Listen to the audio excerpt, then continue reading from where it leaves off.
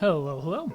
My name is Martin, also known as Anders, and today I'm going to be bringing you the culmination of just under 4,000 rounds of ProAm and Invitational VALORANT gameplay.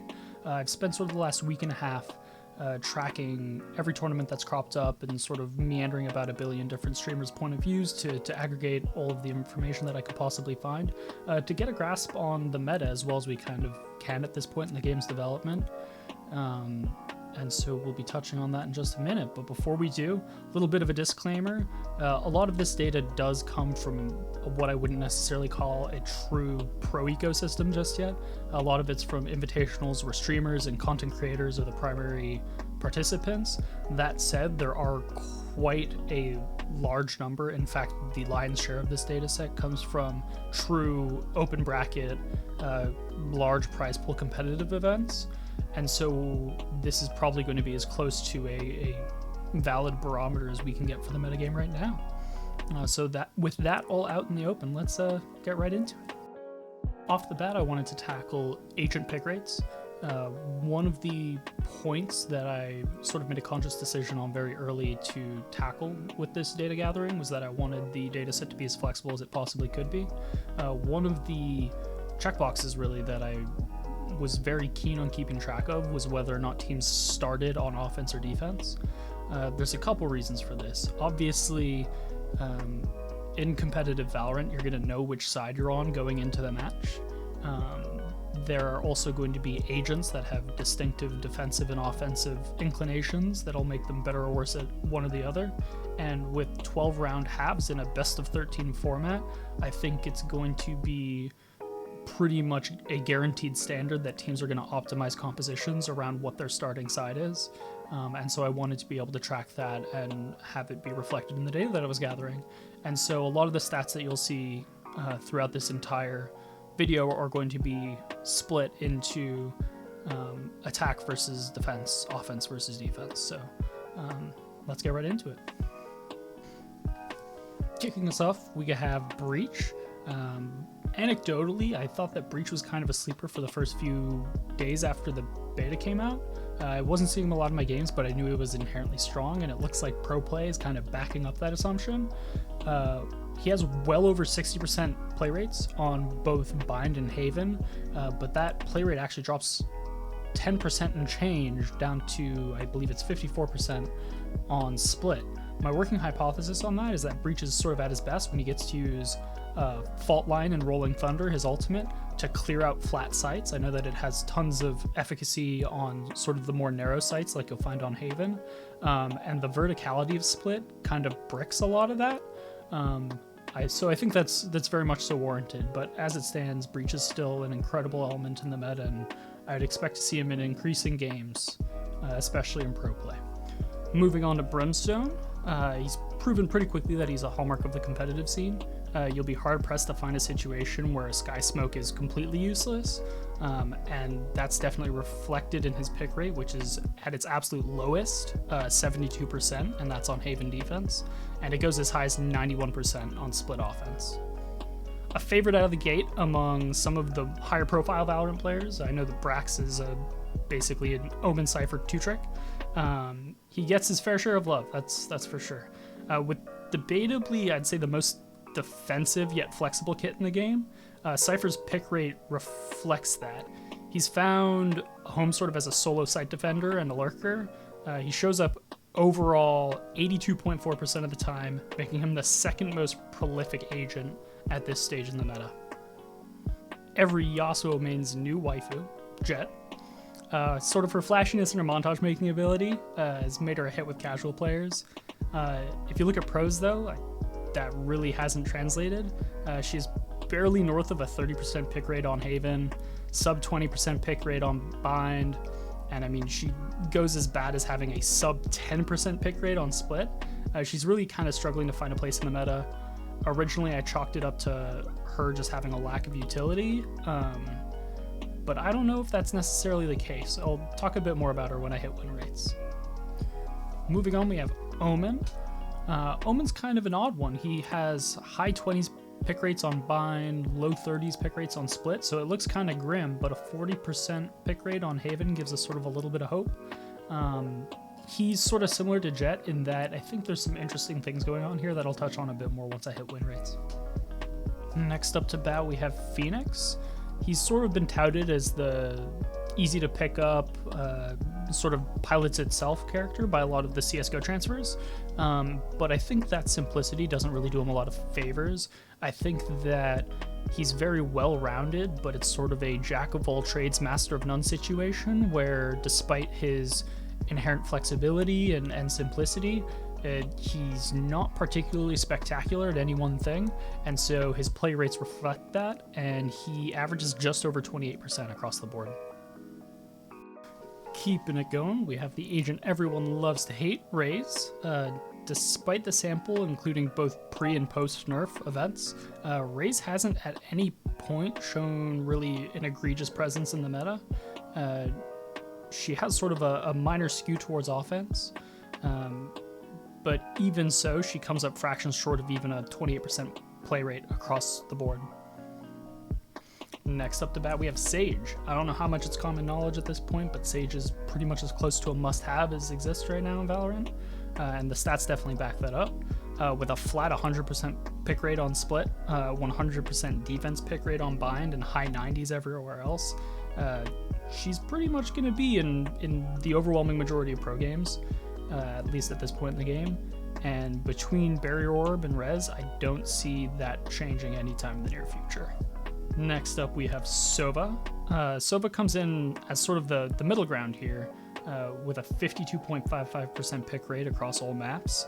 I think he will see sort of increasingly more players get more and more time to workshop arrows and sort of figure out a lot of sort of the trick angles that are available with him. I know that teams like Sony's and a lot of EU teams have been running a lot of Sova and have sort of been shopping the ever living daylights out of it to figure out new tips and tricks, and I think once that all pans out, you'll definitely see him with increasing frequency. Last but not least, we have Viper.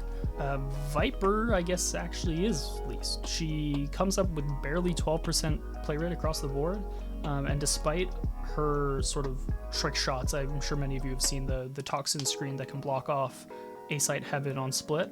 In spite of that, she's still only buoyed to a low 20% play rate on that map. I'll talk a little bit more about her when we hit win rates though, because not everything is as bad as it seems. Looking at all the agents in aggregate, we see a pretty clear list of favorites. Sage as the first, Cipher is the second, Brimstone is the third, Breach is the fourth, and Sova is the fifth.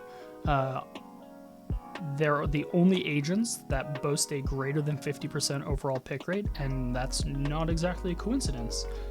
Those five are actually the single highest occurring 5-agent composition currently in competitive.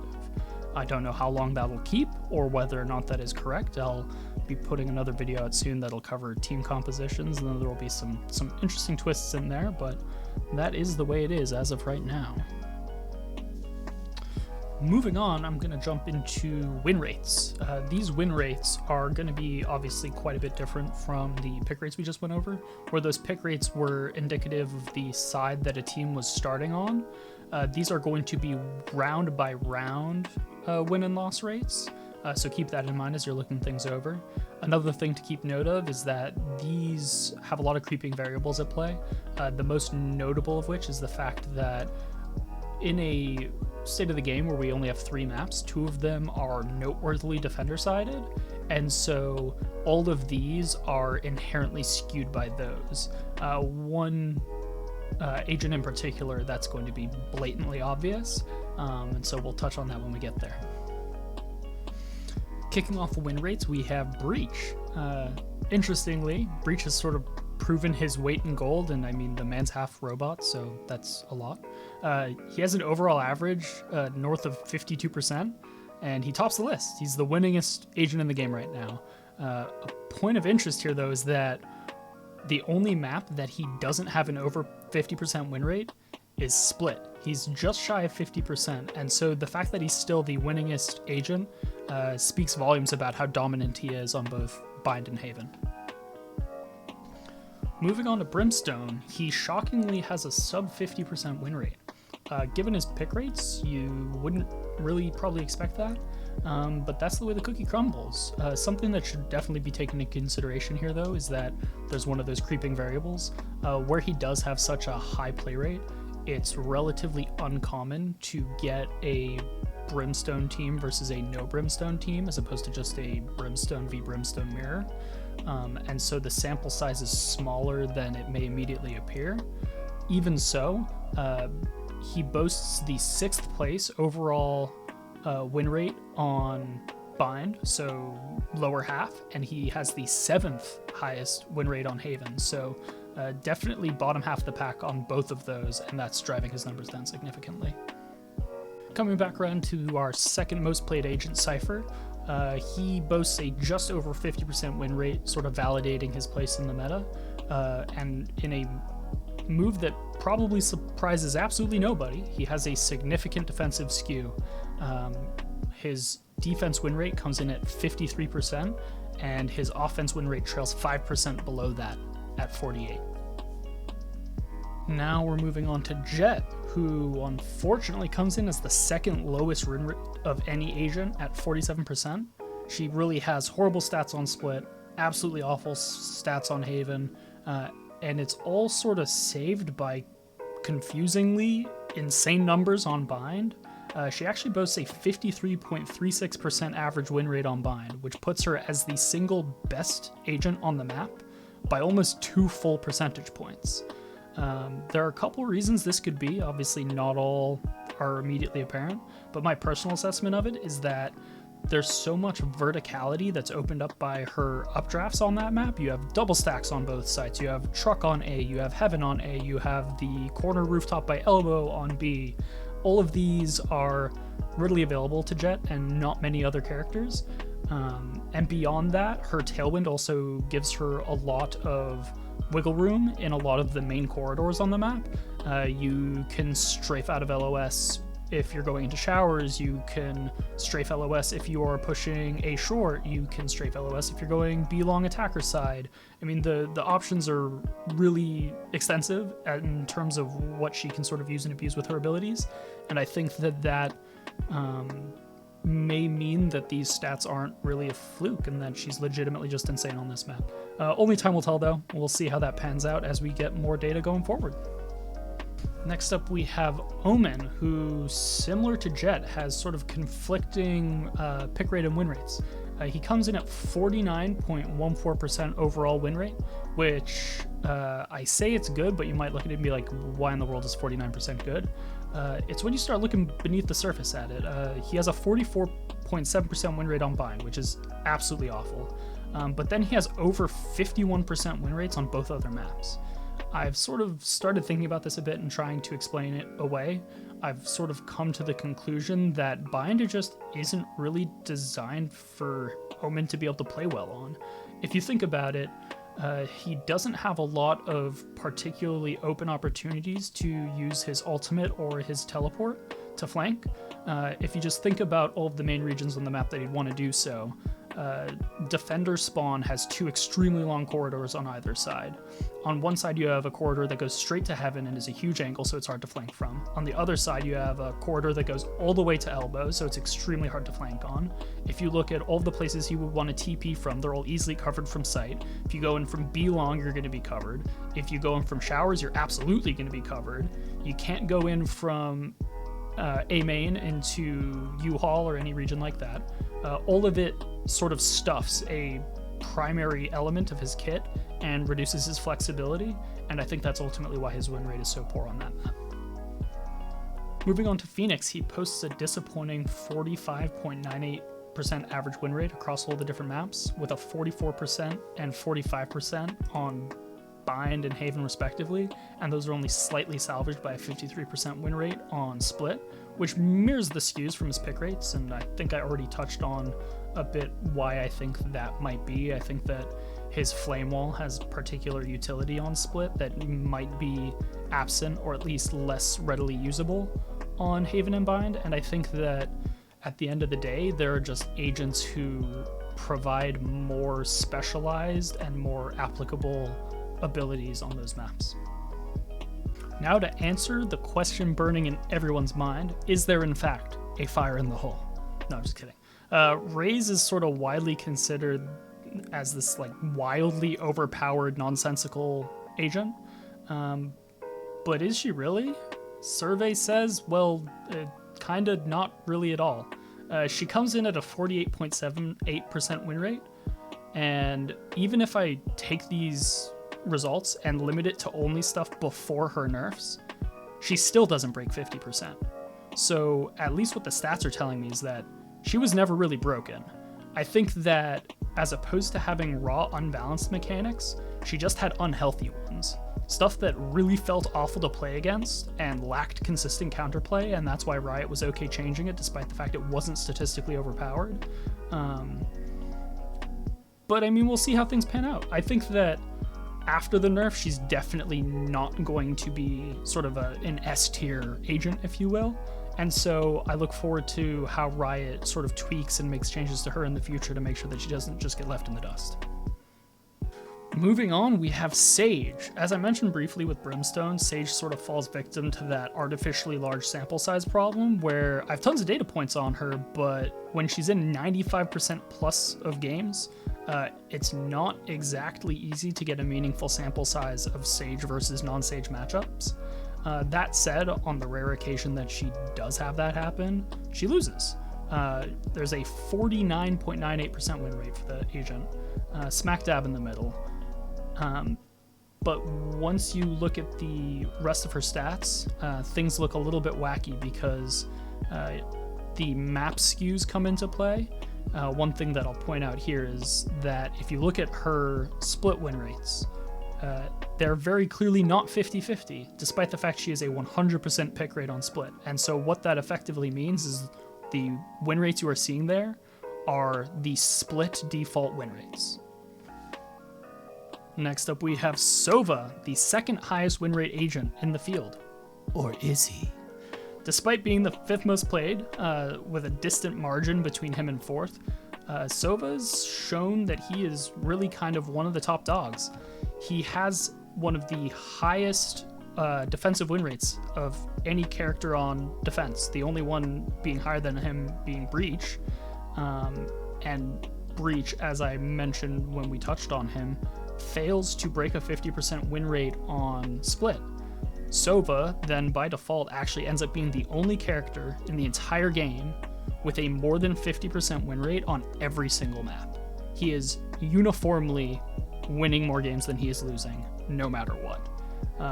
This is a little bit of a hot take, but if your team is playing defense start and you're not playing Sova, you're doing it wrong. Last but not least, we have poor neglected Viper. Viper comes in at, would you believe it, tied with Sova as the second highest win rate character in the game. This kind of threw me for a loop when I originally saw it and I was questioning what was going on. There is a small chance that this is due to her small sample size, but I'll be honest, a lot of the teams playing her are lower seeds, and having seen all of the matches transpire myself, I sort of refuse to believe that this is a fluke. I think there are very logical and rational reasons for her to have these numbers. And it really boils down to the fact that she has the highest success as an offensive agent on both Split and on Haven. If she gets control of a point, Viper's Pit obviously completely locks down sites. And on both Haven and on Split, there are countless opportunities for her to make use of Toxin Screen. I think as time goes on and more sort of trick shots and angles are found for Toxin Screen, Viper is going to continue to show these sort of overwhelmingly powerful offensive win rates, and she'll sort of rise into the meta where she more properly belongs. Looking at an overview of all of the win rates, the top 5 hashes out to be Breach at number 1, Sova and Viper tied at 2-3, Cipher at 4, and Sage at 5. If we contrast that with pick rates, there are a few interesting things, while definitely not hard facts just due to the size of the sample and how early we are in the process and the type of competitions that are being pulled into the data set. They're definitely still worth looking at. The data is telling us a couple things. Breach is insane. He deserves his spot in the meta wholeheartedly, and until he gets nerfed or something changes significantly, he's just nuts. You're not going to have a good time consistently against an agent that regularly posts 53, 54% plus win rates.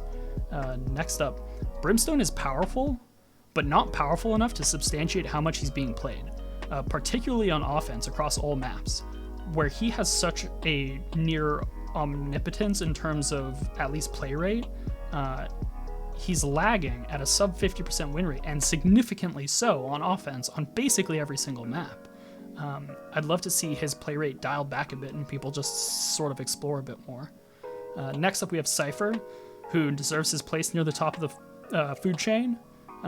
Opting into him on offense, however, seems kind of foolhardy, and I think that people are sort of prematurely defaulting into that Breach, Brimstone, Cypher, Sage, Sova composition that I briefly mentioned earlier. It'll be very cool to see how people break that mold and sort of evolve moving forward. Next up, we have Jet, who sees play on Haven way more than she deserves, but she deserves significantly more play on Bind. That might end up sort of being a fluke of statistical variance, and we see that her dominance on Bind isn't exactly substantiated, but only time will tell. Now we have Omen, who should continue to mostly sit out Bind, frankly, but he should see higher levels of play on both Split and Haven.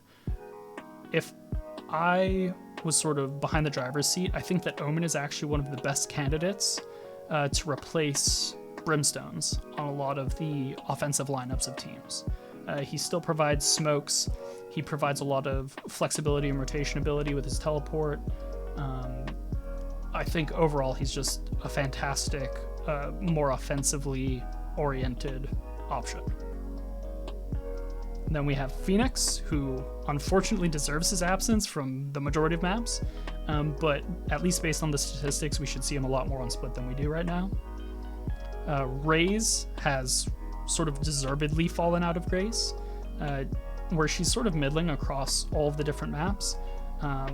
I don't think that she specializes enough in anything to be able to truly excel, and I think that she'll sort of continue to be a solo queue pub stomper and won't really be a staple of competitive play as time goes on unless things are buffed or changed. Sage, of course, is integral to the meta and probably will be as long as Barrier Orb exists, or at least until, maybe they add new agents who can also create terrain. I just don't see a world where creating a wall that's as hard to kill as it is doesn't end up being a meta staple in perpetuity. Now we have Sova, the second highest win rate agent in the game, and the only agent to have 50% win rate or more on every single map. Under the current numbers, it is very hard to make the case that every team shouldn't have a dedicated Sova player. He is so flexible and so strong right now that if there's anything that came out of this data set at all, it's that every team should be playing Sova right now.